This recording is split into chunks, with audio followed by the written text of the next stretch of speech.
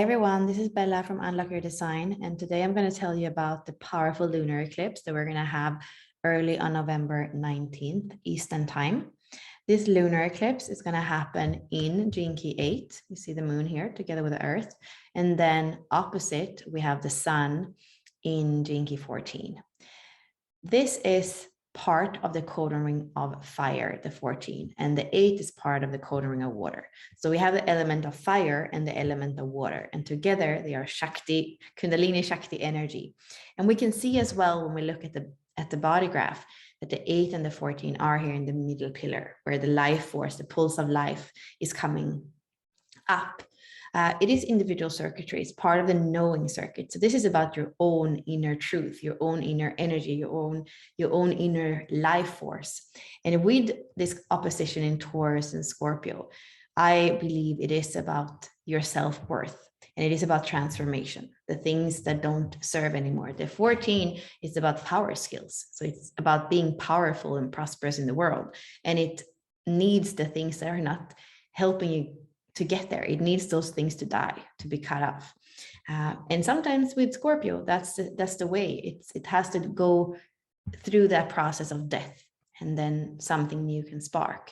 And the 8 is about you being inspired. It's about you being an agent in the world, an influencer, finding your unique style. So those are powerful gene keys. They are part of the incarnation cross of contagion. So they're here to be contagious in the world. They're here to have people be inspired and empowered by that energy, that individual energy, that self-empowered energy.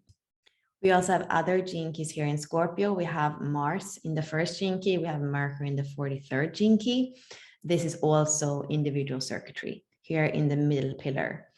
So that is absolutely an important theme for this lunar eclipse. The 1 is part of the codon ring of fire together with the 14. And here we are learning about creativity. Creativity is nothing that we can control or force. Creativity is a spark, the spark of creation that's in us. And we have to accept those moments of rest or entropy, or even the feeling of depression when nothing is sparking, nothing is happening, because life itself knows when to spark. And that's the thing with the individual. We have this pulse of mutation, this pulse of life force in us, but we are a vessel for it. We're not here to control it in any way.